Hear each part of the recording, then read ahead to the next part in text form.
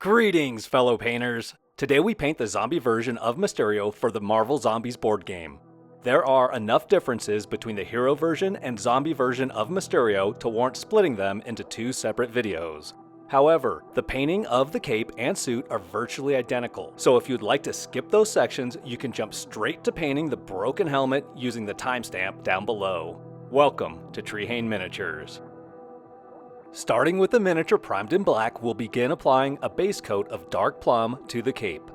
This paint is thinned a bit with water because we want this initial coat to dry fairly translucent and dark. This will be applied to the entire cape, being sure to reach every nook and cranny. This single coat of paint will serve as the shadow color in the recesses and folds, and those areas will not be covered with the second coat. While you can see that I've done some work on the base before starting this character model, I'd advise against this. This base is so large that I end up using it as a painting handle while painting Mysterio. This is even while having a proper painting handle in place. This means that some of the paint that ends up on my gloved hand occasionally gets transferred to the painted base, which is just frustrating. Therefore, we're going to paint the base last. The second coat of paint gets applied with very little thinning. The Monument Hobbies Pro Acryl line is pretty thin to start with, and sort of self-thins a little more when using a wet palette. Of course, my brush is also damp with water before dipping it in the paint, which also helps it flow off the brush nicely. With this coat, I'm avoiding placing paint in the deep folds and recesses that I want to be in shadow. The first layer of highlights gets applied with a 50-50 mix of dark plum and magenta. I'm covering about 90% of the raised surfaces here. I do sometimes add a little texture here and there using short strokes and stippling, but mostly I'm just blocking in the foundation for future highlights. I'll apply this paint in two coats to build the intensity of color and covering a little less area with the second coat. Next, we use a layer of pure magenta. This is applied to the high points of all the folds in the cape. I draw each stroke towards the light source and finish the stroke at a point that I want to be the brightest. Again, I occasionally apply this in such a way that it creates a little texture, but I'm not obsessing over it. After laying in the magenta highlights, I will add some of the previous 50-50 mix of magenta and dark plum to this pure magenta to use as a glaze. I will dilute it with about 50% water and use it to ease the transition from the shadow colors to the magenta. It may look like I'm completely destroying the shadow colors here, but this heavily diluted mix will dry very translucent. It will have a very subtle impact on the existing colors when dried, yet will smooth out the jump in color that we created with each previous layer of paint. Then I will go back in with pure magenta just to re-establish some of the magenta highlights. Next up, we'll use a mix of magenta and ice yellow by Vallejo. This is mixed about 2 parts ice yellow to every 1 part of magenta and is thinned a little with water. With the exception of edge highlights, I am now applying this with strokes that run perpendicular to the length of the folds. I am highlighting across the width of the fold rather than along its length, using short strokes and stippling to add texture. I want it to look like the light is bouncing off the fabric of the cape. I'm focusing on the most upward-facing bits of the cape and any prominent folds. Once I finish this, I will use ice yellow thinned with water to dot in some final highlights. These highlights will be focused almost solely around the upper torso and head. Once the cape is wrapped up, we'll move on to painting Mysterio's suit. The entire suit, including the bracers and gloves, will get a coat of flat green by Vallejo. When painting the suit, we will remove excess paint from our brush and apply it with the side of the brush. We will drag the side of the brush over the suit so that the paint just catches the raised bits of the suit, leaving the recessed grid pattern completely black. Think of this as a controlled dry brush, which I think some people refer to as wet brushing. There is more paint on the brush than when dry brushing, but we're still just catching the raised edges. Mysterio's bracers and gloves will get a complete coat of the flat green, even in the recesses. We'll add demonic yellow to the flat green to highlight Mysterio's suit using the same drag brush technique, which I think is a good name for it. This will be accomplished in a few coats, adding a little more demonic yellow and covering a little less area with each coat. We'll also begin painting just the raised areas of the bracers and begin to highlight the gloves in the same style that we used on the cape. For the final highlights, we'll dot in some ice yellow on the upper chest and thighs and add a little to the gloves. We'll also use it to add some edge highlights to Mysterio's bracers and the tears in his suit. The broken helmet surrounding Zombie Mysterio's brain will be base coated entirely with alien purple by the army painter. The dark purple will add some contrast to the lighter blue colors that we layer over it. Then I'll use Glacier Blue Game Color to add edge highlights all the way around the helmet, and also use it to draw in some line reflections on the glass. The helmet on this model is painted much faster than the Hero version of Mysterio. In fact, the only part of this model that takes a significant amount of time is painting the cloak, and there's really no way around that if you're choosing to use layering as your technique to paint the fabric. And finally, Void Shield Blue by the Army Painter will be used as a glaze over all of the smooth surfaces of the broken helmet. The brooches on Mysterio's cloak, whether they're annular or penannular, I can't really tell you, are painted with a mix of bright red and amethyst metallic craft paints. The paint is mixed in equal parts, and I didn't thin this at all.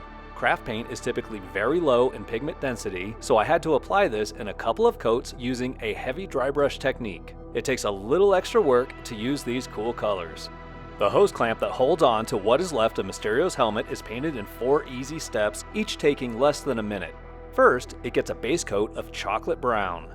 Then, desert yellow is applied everywhere except the recesses.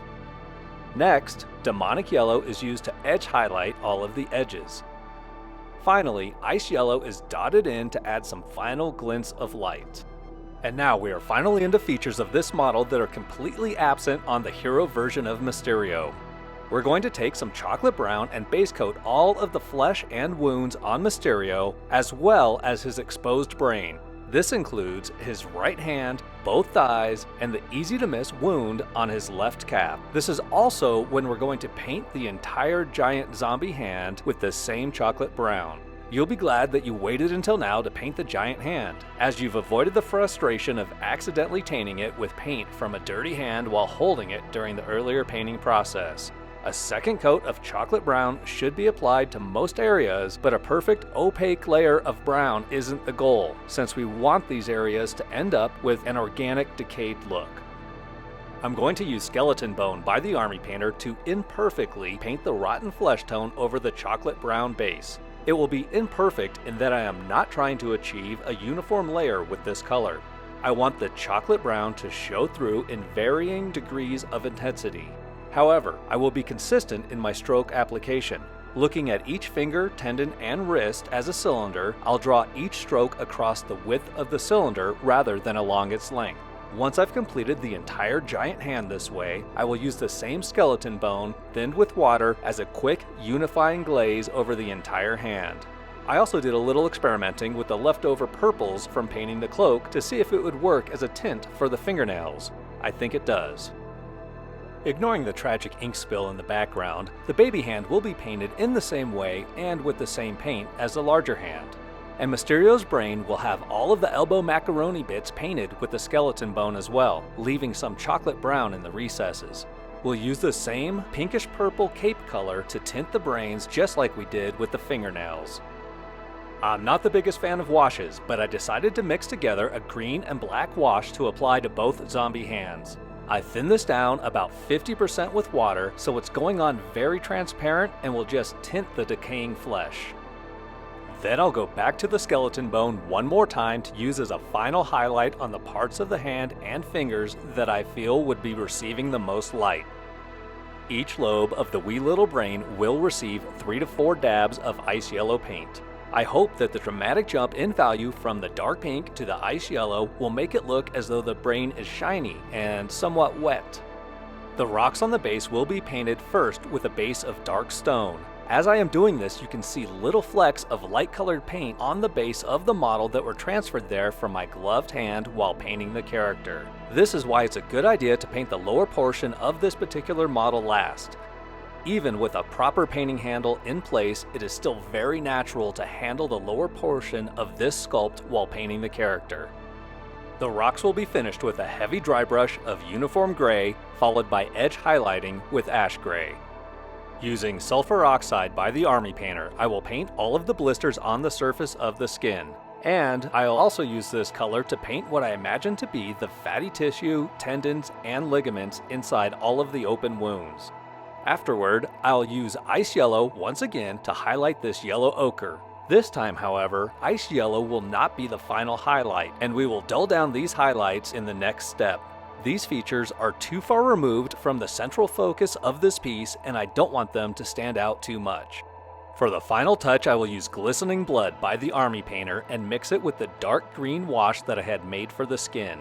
The Glistening Blood is a little too translucent and pink for my liking and for the purpose that I'm using it for here. I will apply this as a thin wash over all of the blisters on the skin to make them look irritated. I will apply it much more heavily inside the wounds, allowing it to pool up some to achieve a slightly different effect. Glistening Blood is an effect paint rather than a standard opaque acrylic, and it is intended to dry very clear, so even though I'm allowing it to pool, it won't obscure the colors beneath it too much.